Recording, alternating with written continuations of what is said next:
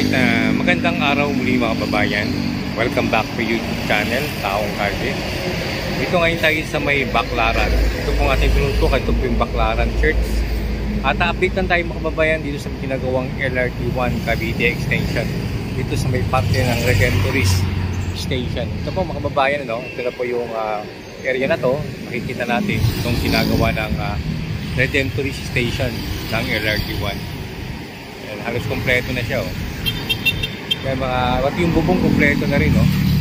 Yung huling update natin, itong bantang party na to, hindi pa kompleto yung bubong dito, pero ngayon, oh, halos kompleto na lahat. Ayan.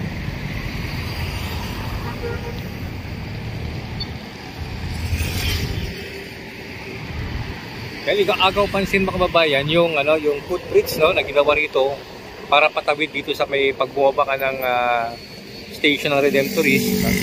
Yan, meron tayong nakikita, oh, na footbridge. Yan, sa may kabila. Kaya may railings na rin siya, oh. Pansinin po natin may railings na siyang kasama, oh. Yan. Nakabitan na siya ng railings. Stainless yung railings mga kababayan. Maganda dahil matibay pag stainless, hindi kakalawangin yan. Yan, patawid siya dito. Yan, pag galing ka ng church, ng simbahan ng Baclaran, yan, pwede kang tumawid ka dito. Yan, tawid ka lang para sakay ka ng station ng Redemptorist, mapunta ka man ng north or south.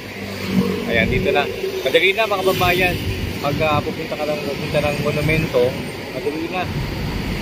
Ayan, dahil nga walang traffic na, tuloy-tuloy na. Malaking tulong to mga kababayan nitong ginawang proyekto, no, ng ating nakalipas na administrasyon, itong ginawang extension ng LRT1.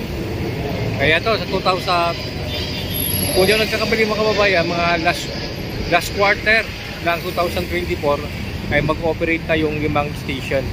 Kaya bali ang nyug ay hindi pa, no? Hindi pa, bali 5 lang. Bali mga 5 o 4 station muna yung mag-ooperate mga kababayan. Kaya ito, tabayan natin ito mga kababayan. Bali ito yung ating unang update, no? Bali dinaanan lang natin.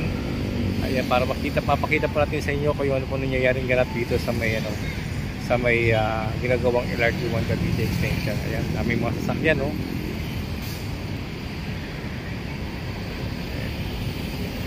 Alright, ganito muna ang ating update. Kung bago na kayo sa aking channel, huwag kalimutan na mag-like at mag-subscribe. At click na rin natin ang notification bell para maging updated tayo sa ating ginagawang upload video.